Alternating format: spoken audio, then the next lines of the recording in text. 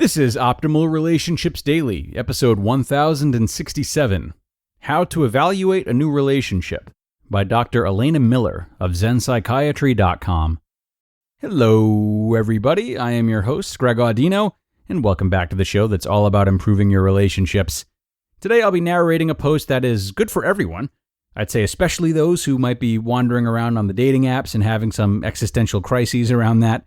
Today we'll be talking about moving beyond superficial criteria when it comes to a new partner, or a new anything really. Surely our relationships extend far beyond people and can be with places, jobs, etc. So, with that all in mind, let's dive right in and start optimizing your life.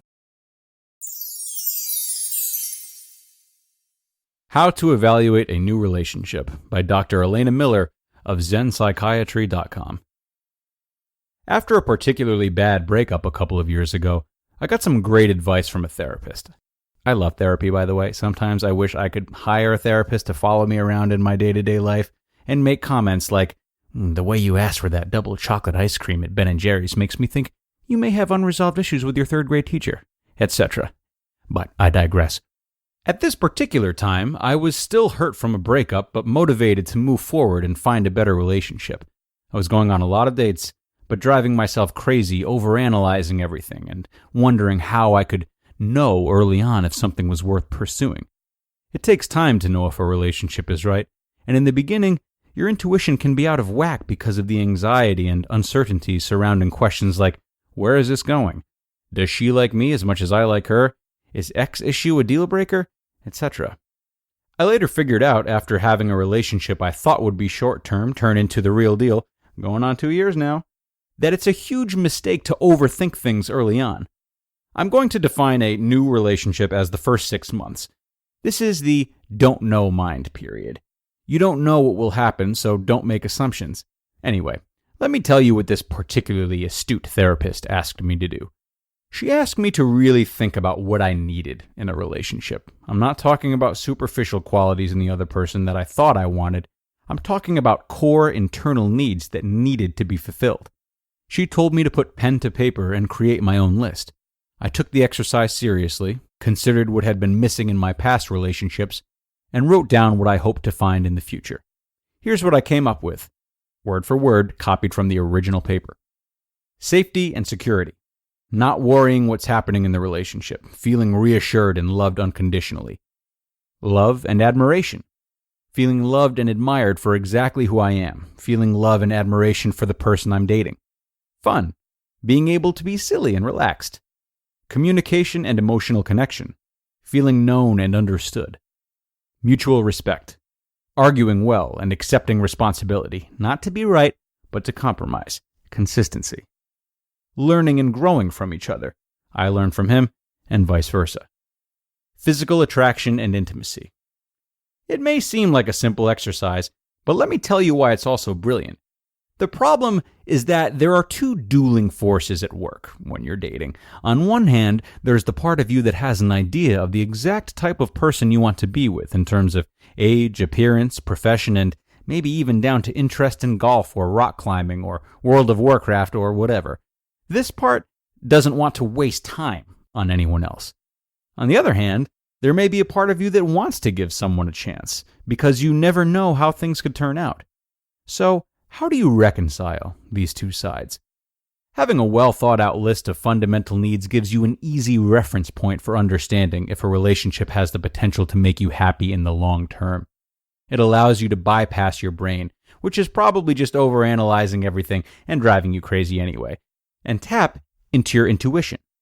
To create a list like this, you need to dig deep and move beyond superficial criteria. For example, the following items do not belong on this list. He needs to be 6 feet tall. She needs to be under 30. He needs to make at least X amount of money. She needs a college degree. Instead, rephrase your needs and desires so that they're about you and not the other person. For example, he needs to be 6 feet tall becomes, I need to be attracted to him. She needs to be under 30 becomes, she needs to be as energetic as I am. He needs to make at least X amount of money becomes, I need to respect his career ambitions. She needs a college degree becomes, we need to have an intellectual connection. Every time I see a person cut short of relationship with someone they really like because he or she doesn't match externally with who they thought they'd be with, it makes me cringe. You don't need the other person to be anything. You just need to feel a certain way with that person. So sit down, grab a pen and paper, and really consider what's important to you. Think about what kind of person you are and what has and hasn't worked for you before. General is better than specific. If you find yourself writing down something limiting or superficial, take a step back and try to deconstruct it so you're getting to the core of how that issue related to you. Keep it relatively short, no more than 10 criteria, or else you risk going off on unimportant tangents.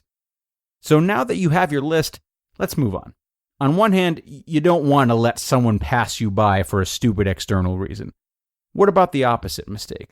Staying with someone who judges you, who makes you feel uneasy, or overall doesn't treat you like the superstar you are. I remember in my younger days, before I developed the ironclad self-esteem I have today, I used to put up with like that. No more. And here's where your list comes into play. At any point, when you're questioning your new relationship but aren't sure why, look at your list and ask yourself if your basic needs are being violated. If the answer is no, put your worries on the back burner and let whatever situation is bothering you play out. Don't look ahead 10 years and think, but I want to have 3 kids and he only wants 2, or I always thought I'd end up with another lawyer. Give me a break. You can worry about those things much farther along the road. Don't walk away from a person who could make you really happy for a worry that may never even come to fruition. On the other hand, is this person violating your list by some permutation of not treating you well? That's where your alarm radar should go up. When you take the time to formulate a list like this, it helps to remove confusion. Instead of obsessing about whether your new relationship is perfect, which no relationship is, you can just ask yourself 2 questions. Number 1, am I having fun? Do I want to go on another date with this person? Number 2, is anything on my list getting violated? Keep it that simple. In early stages, the first 6 months when you stay in don't know mind, that is that simple. These months are a freebie. You just don't know what's going to happen or how everything will play out. Things that seem like big issues initially may disappear, or explosive initial chemistry may fizzle out. It's best not to make assumptions in either direction. I look back at my prolific dating days fondly. It was fun to go out to new places, meet new people, and get wined and dined. And it would have been a mistake to let the uncertainty of when and how I'd meet the right person create unnecessary anxiety and stress. Even if you make mistakes or fumble around the dating world like a blind person, like I have, everything will turn out all right in the end. Just stick to your core values and stay true to your needs in the process. You just listened to the post titled, How to Evaluate a New Relationship by Dr. Elana Miller of ZenPsychiatry.com.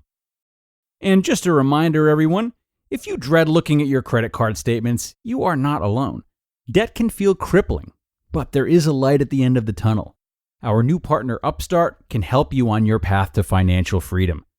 Upstart is the fast and easy way to pay off your debt with a personal loan, all online.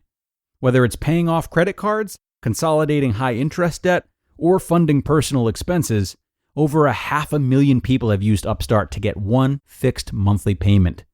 Unlike other lenders, Upstart considers your income and current employment to find a smarter rate for your loan.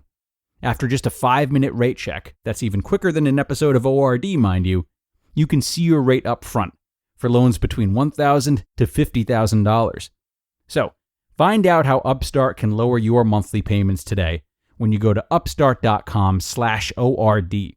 That's upstart.com/ORD. Don't forget to use our URL to let them know we sent you. Loan amounts will be determined based on your credit, income, and certain other information provided on your loan application. Again, go to upstart.com/ORD. And we hear it again, folks. Dr. Elana and her therapist doing such a great job of helping us sift through that which we want versus that which we need. It really is worth your time to know the difference. And just like with the exercise she performed, a great start to that can be asking ourselves what we want on the outside and what we want on the inside. We might also start by envisioning an absolutely perfect, out-of-this-world result and chipping away from there piece by piece seeing what sacrifices we're willing to make in what order, and thus staying as in control of our sacrifices as possible, which is a wonderful feeling.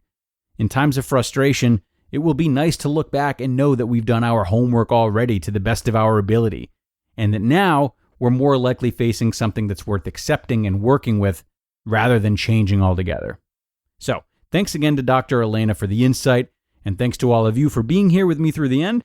It's been another wonderful episode, and you know there's more where that came from. So come on back tomorrow where I will have another post for you and where your optimal life awaits.